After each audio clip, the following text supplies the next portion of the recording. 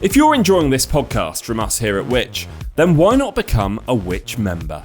Right now, we've got a special offer, especially for podcast listeners, meaning you can choose any of our 3 membership tiers for 50% off the usual price. Starting at just £39.50 for a full year, you can get Which magazine delivered direct to your door. For the same price, you could also choose a digital Which subscription, giving you access to all of our product reviews, the Which app, and the digital edition of Which magazine. What's more, you'll also be able to use the Ask Which service for personalised one-to-one buying advice. Or why not get a full access Which subscription for just £49.50 for a full year? Don't forget, that's 50% off the usual price. To join Which or to find out more, just head to which.co.uk/podcast offer. That's which.co.uk/podcast offer, or click the link in the description for today's podcast for 50% off a Which annual subscription.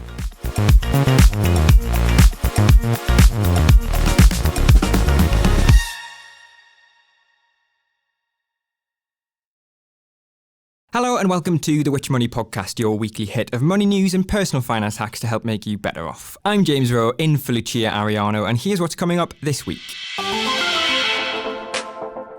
It's part caution and part because I think as an industry we've done quite a bad job of making this accessible and easy to understand. If you don't understand something and you feel uncertain about it, you're not going to commit something as important as your money to it. The thing that kept getting mentioned is, it's your whole life savings. I'm not going to trust it to a robot. So I think it's everything, when it comes to financial advice, it's always about trust, because that is the thing that's going to matter most. And AI doesn't have to work against that. What's the best financial advice you've ever received? Was it from a financial advisor, a slogan from a bank, or even a friend or a family member? Well, data shows that very few of us actually receive professional financial advice at all, as few as just 8% of us in 2022, according to the Financial Conduct Authority. And as a result, it appears many of us stay cautious as we face financial decisions alone, opting largely to hold onto our savings in cash rather than investing. So this week we're talking about the future of financial advice. Can it be made more accessible? Does it need to come from a human? And can you put a price on trust when it comes to managing your money? Well, joining us this week, we have Which Money expert Megan Thomas. Hello, Megan. Hello. And Chris Justham, Managing Director of Intermediary Solutions at financial advisor 7IM. Hello, Chris. Hello, thank you for having me. Great to have you both here. I want to start with you, Megan. The figures that I've sort of touched on there suggest too many of us are a bit lost when it comes to financial advice. From your experience, just how desperate are people when it comes to getting help with their money? Yeah, I think it can be so difficult for so many people because there are so many questions that you have. Every point of your financial life, you have to make these kind of big, potentially life-changing decisions. And most of us don't have anyone to help us with that. So it could be anything. You could maybe be lucky enough to receive a bit of money, but not know what to do with it. You could be, needing to finance someone going into care. It could be anything like that. There's just so many different sticking points that you can be so lost, and it can be really stressful as well to go it alone. And I think from my experience, when a lot of people think of financial advice, it is just to do with, I've got some money, what should I do with it? But you touched on a couple of points there about kind of what people are actually looking for, or what sort of areas are covered when it comes to financial advice. Yeah, so it's actually quite a lot of things are covered. There are your basics, that you've got a bit of money and you want to know maybe where to invest it or anything like that. But it could be, like I did touch on, something like funding the cost of care, which you can get specialised advisors in who can help you with these really tricky, technical details. And then again, it can be these complicated processes like something like equity release if you want to get more money out of your home, or they could even help you find life insurance. But your experience can be completely personalised to what you need, and you can, hire someone who has the relevant qualifications to help you. And it seems that us as the British public are a bit cautious. Just looking at some of the stats that you mentioned in your piece in the Which Money magazine, 23% of people in the UK have invested in the stock market. That's compared to 62% in the US. Chris, do you sort of understand that a lot of people just are cautious and then as a result then don't go down the financial advice route? Yeah, it's part caution and part because I think as an industry we've done quite a bad job of making this accessible and easy to understand. If you don't understand something and you feel uncertain about it, you're not going to commit something as important as your money to it. The other difficulty is that I think it's been portrayed as an old boys club that a privileged few have got access to and everyone else is on the outside of, to the point where people are absolutely in need of advice and qualify for that level of advice. We can come on to that later on. They still feel a bit too embarrassed or shy about going to talk to somebody about it. It's a really British thing, which is why our cousins over the other side of the pond, who are a bit more confident with these things, have got such higher take-up than we have over here. It's a problem we've got to get over because, unfortunately, society needs it. And there seems to be people who go down the other route entirely. Another stat from you, Megan, 7 million adults in the UK have invested in cryptocurrency. So do you think people look at financial advice and think, oh, I'm a bit worried about that. Oh, cryptocurrency, oh, that's a bit new. I'll go for that instead. I'll tell you why, and it really frustrates me that cryptocurrency is being conflated with something as sensible as financial planning, because they could not be from two more different worlds. But the reason that crypto has got such high take-up is, one, it's got the talkability factor. People feel like, oh, my mate's doing this, I'm going to miss out. Two, COVID and the democratization of finance, without sounding too fancy about it, but the rise of tech and the fact people were sat at home with little to do, they felt like via social media, they suddenly felt part of something. They're part of a community, and that community were either meme stocks, i.e. things they learn about on social media they could put money in, like GameStop, or it was stuff like crypto. Now, I would wager the vast majority of people have not got a clue what actually backs this crypto. They could probably regurgitate an article they've read. They can probably regurgitate something that they've watched a video on 15 to 20 seconds, but they won't understand it in reality. However, it's that much more easier to grasp, understand, and dare I say it, it's a bit sexier than talking about pensions, isn't it? So that is why more people are engaging proactively in that area, which worries me deeply, by the way, than with the actual financial planning part. Which is the boring bit. But look, it's a bit like eating a chocolate cake rather than having something full of nutrients. It's a very, very different cut of a fish altogether.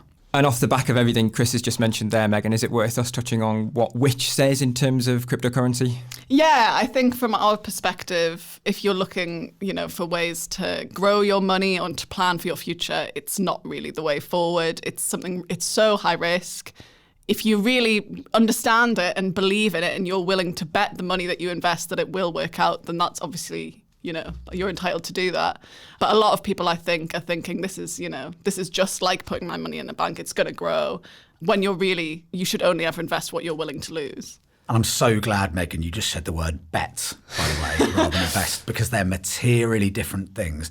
This still, and when the facts change, I'll change my mind, would fall more in the realms of gambling than investing. They're materially different things.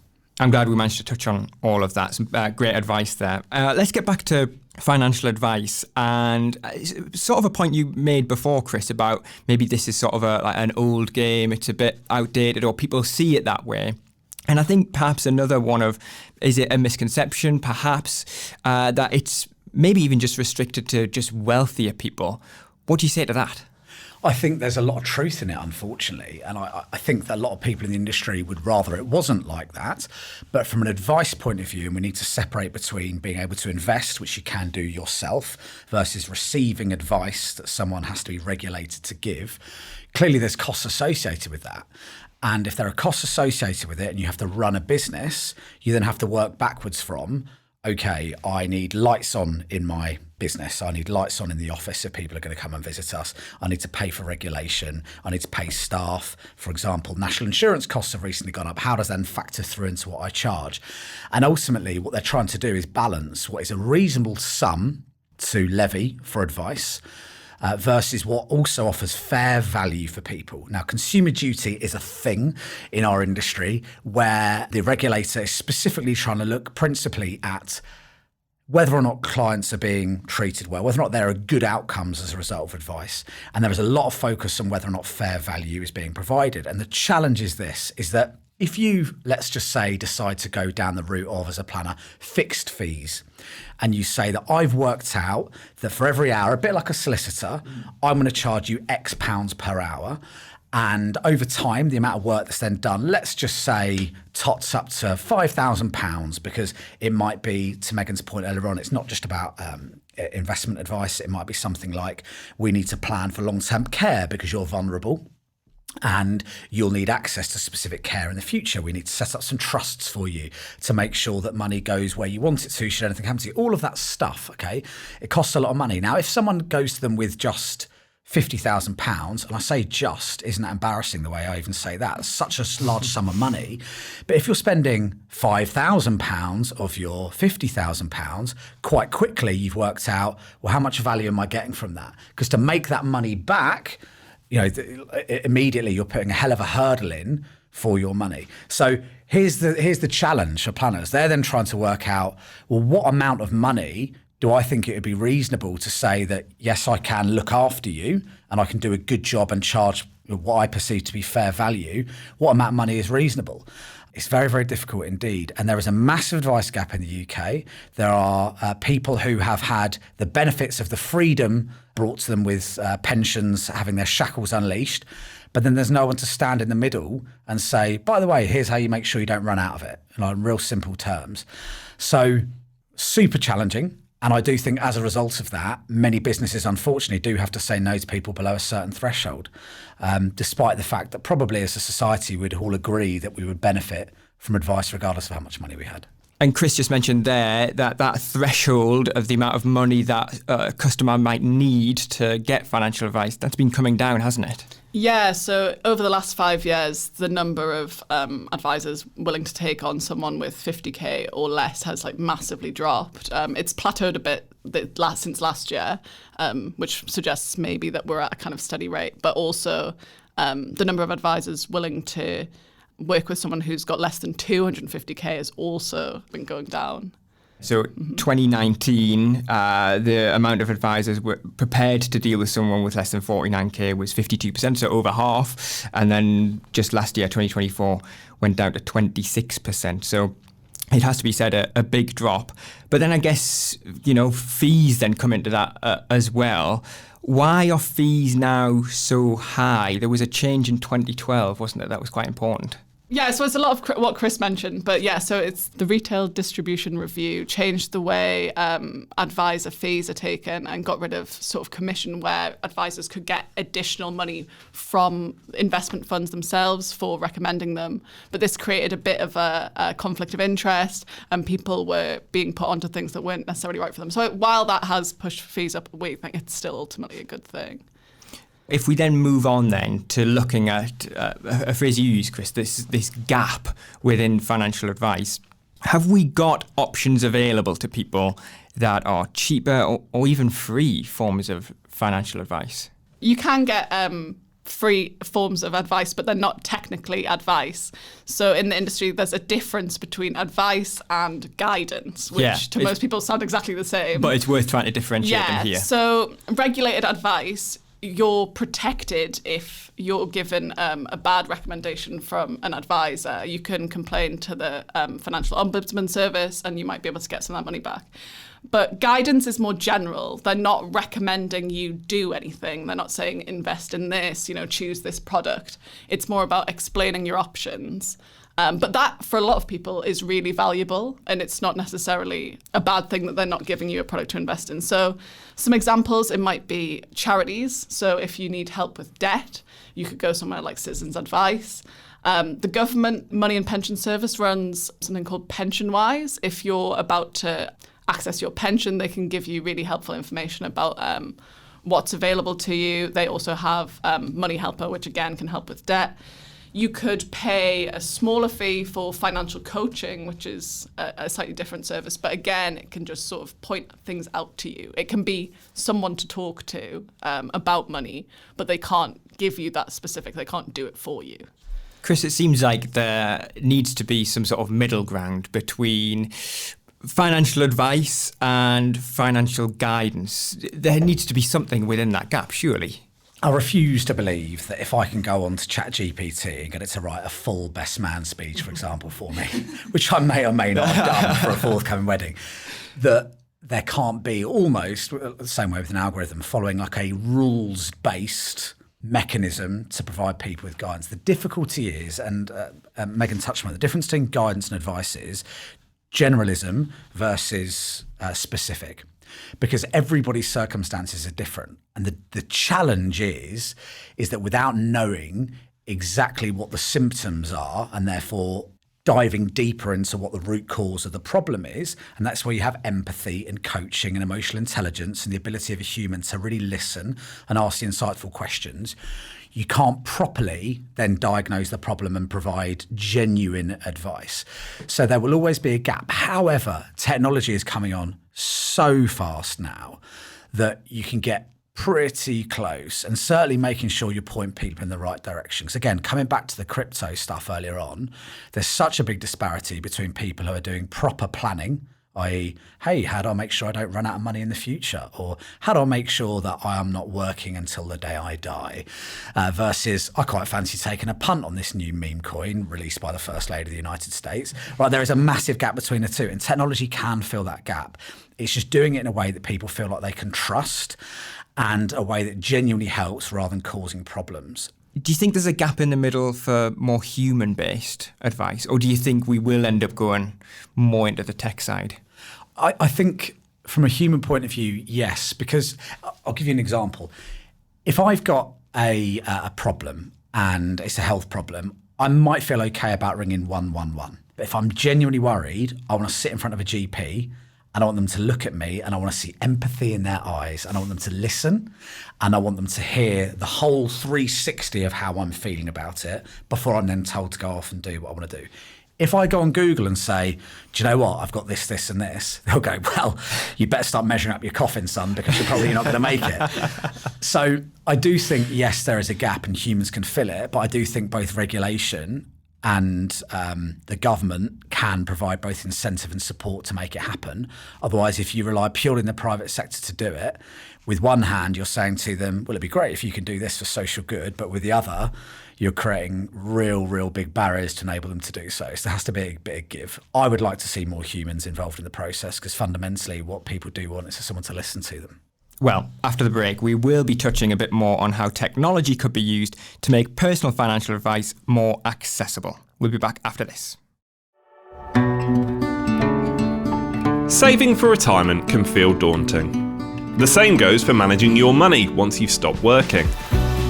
That's why we've created an 8-week newsletter series breaking down what you need to consider, both pre and post-retirement, into bite-sized chunks. If you sign up to our free retirement newsletters, for 8 weeks we'll send you an email full of expert guidance to help you take control of your retirement planning and give you the confidence to make smart decisions. We'll help you get to grips with your pension, teach you how to boost your income, and explain more about care options. It doesn't matter when you sign up either. Your 8 weeks of advice will start whenever you sign up. So what are you waiting for? Head to which.co.uk/retirement newsletters, all one word, to get up to speed on everything you need to know for retirement.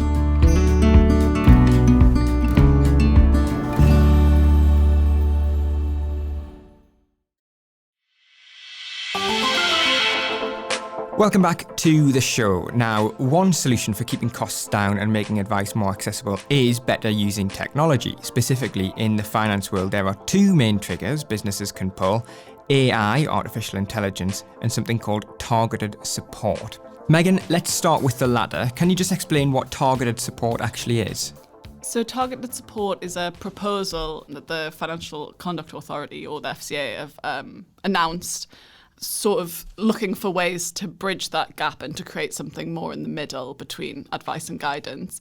And what that would allow is for financial services to make some recommendations based on data and that sort of personalisation. People like you might do this, with the hope that that would take people out of these behaviours, like maybe drawing down their pension too quickly or keeping all their money in cash, so that they might be able to intervene more easily. But one word that jumped out to me when I was reading your piece in the magazine was the word controversial. Can you tell me why you used the word controversial? I think it's generally received a lot of support in the industry because people, want to be able to offer something new, but at which we're quite strongly actually against it, because what it does that's different from advice is puts the sort of risk element more back onto the consumer, and away from the person offering that solution. And also it sort of doesn't encourage consumers necessarily to shop around, and it will favour those bigger banks and things who can redirect you towards more of their products. And we think sort of the main appeal of financial advice and what makes it so valuable is the trust, which you're not necessarily gaining from that. You're getting back some of that sort of conflict of interest. And there's a real high risk that it's going to be about sales and not about support, as the name might imply. Chris, what do you think? I think there's credence in everything that Megan said. I think anything from the stance of I don't think we do enough as an industry and society, candidly, all the way from when people are children, by the way. This is my point about going with symptoms rather than the root cause of the problem. I think anything that falls in the category of we're doing more is broadly positive, but the negative externalities of getting it wrong, all the things that Megan's covered, there are downsides. This isn't something with universal, tick in the box. I think that the idea would be that if someone had access to more information and could see which category that they would fall in, i.e. people like you would normally do X, Y, and Z, it might encourage them, by virtue of being able to engage more with this concept, to then seek advice. That is still quite a big gap, though. It's a bit of a reach to be able to say that someone would then say, okay, that makes logical sense. Why don't I go and chat to someone more about it? I still don't think we're getting to the root cause of the problem.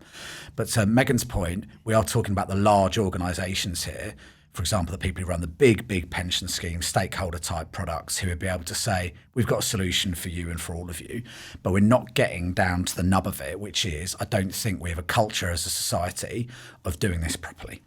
And I don't think this is the answer. And at this point, we're still kind of waiting to see how this will pan out, Megan. We're still waiting for the FCA to come up with the rules and the regulations around this. It's still early days, yeah. So there's a lot that will be determined by, the nitty-gritty of the details, and how it's worked out is whether it does lean more into this sales aspect, or whether it actually might be useful to people who do need advice.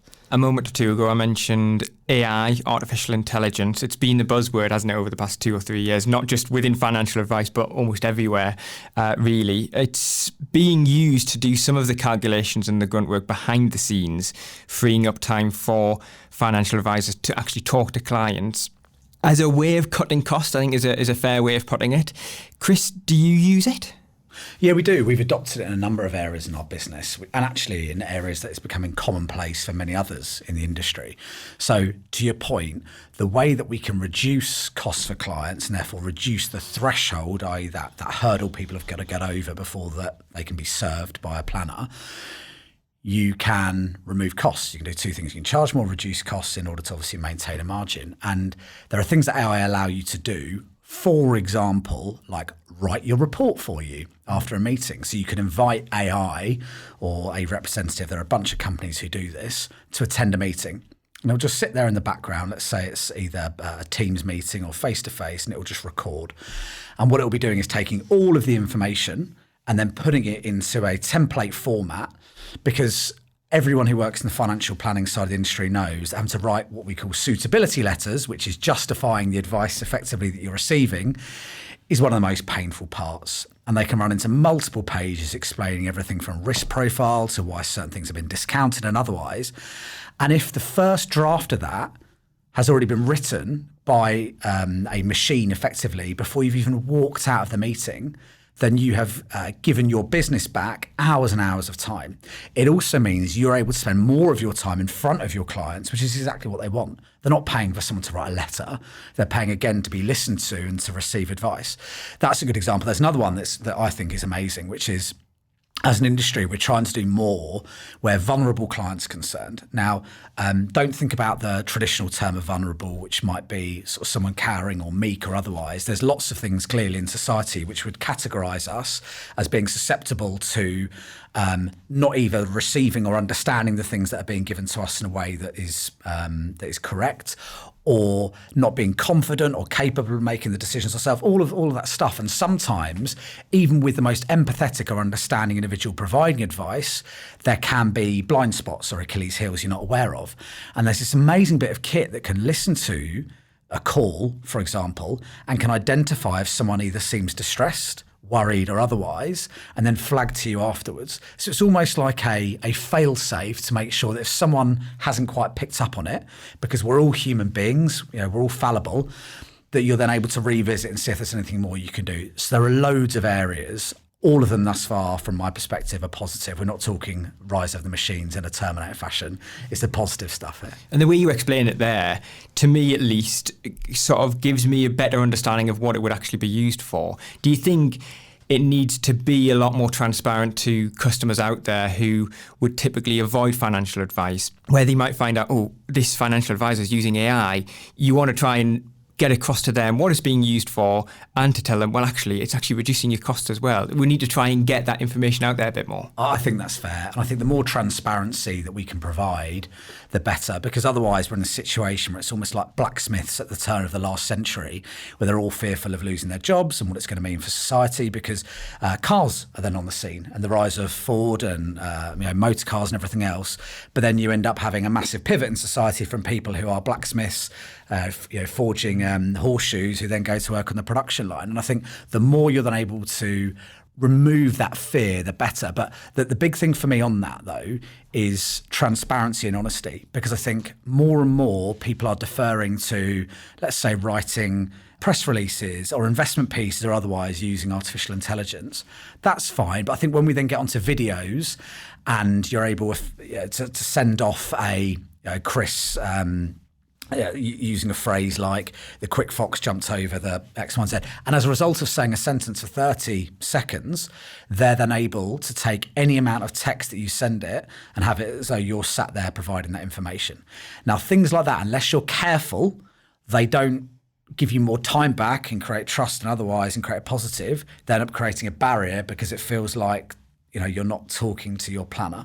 And then all of a sudden phishing and all this sort of stuff, in the PH sense, comes onto the fore and people feel nervous rather than so. Long answer to your question. Yeah, let's be more transparent. Yeah.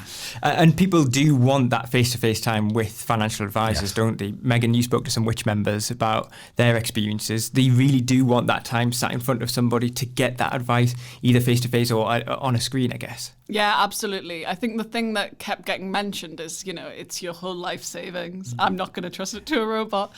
So I think it's everything, when it comes to financial advice, it's always about trust, because that is the thing that's going to matter most. And AI doesn't have to work against that. Like Chris said, that can be part of the same offering.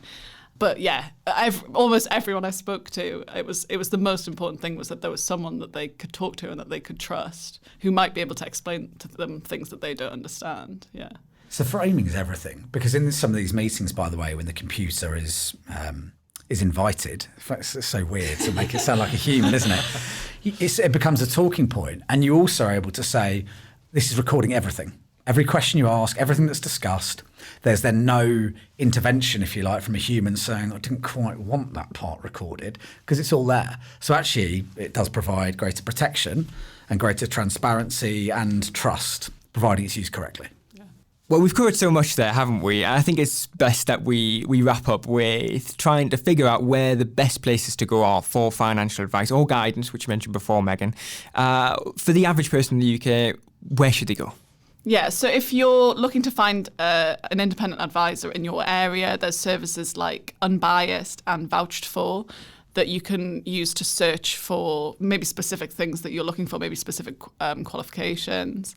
If you're looking for guidance, I will say Which Money members have access to the Which One-to-One Guidance team. So it's a team of experts, years of industry experience, who can talk you through your options on any money-related thing. But as I said earlier, they can't give you any specific product recommendations or any actions to take. But you can speak to them 45 minutes. You can keep calling them back. So if you want that sort of one-to-one relationship, you can get that here. And that's all part of a Which Money membership, right? Yeah. Chris, what have you got to say?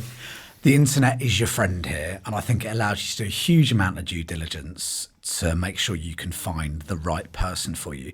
My guidance to people always is run this like a beauty parade, and I would go and have a chat with 2 or 3 different people, find out everything about them, from their qualifications to how much they charge, their philosophy, how they approach planning as a concept, and then pick which one you like best. Always get testimonials. And as I said, if there is anything that doesn't smell right, the internet will fish it out pretty quickly. So we're lucky we've got it as our friend. Excellent advice, Chris. For both of you, any last comments, any last bits of advice for our listeners? Yeah, it would just be, if you think you don't fall in this category, you'll be wrong. Because everyone will need to, if not now, certainly in the future, need to engage with some kind of financial planning advice at some point. So I would start getting to understand more about it sooner rather than later, and you will be streaks ahead of everybody around you.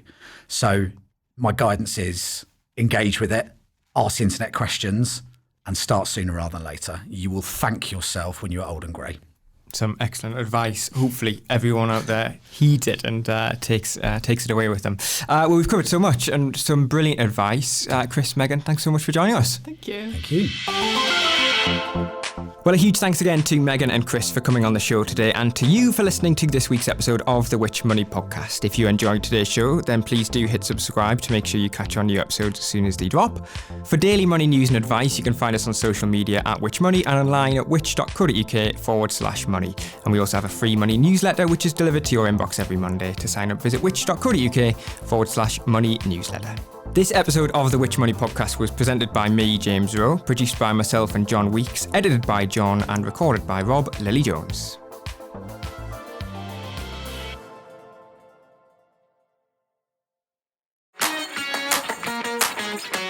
Next time you need to get work done on your home, or your car, or your garden, make sure you choose a trader you can trust. And don't just choose any trader, choose a Which trusted trader.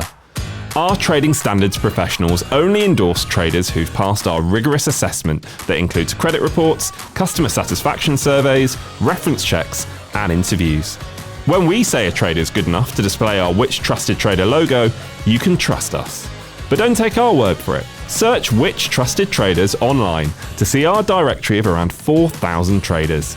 Every customer review you read there is verified genuine by our moderators, so you can choose with confidence. To find a local trader you can trust, search Which Trusted Traders or go to which.co.uk/traders. That's which.co.uk/traders. Everybody needs a trader they can trust.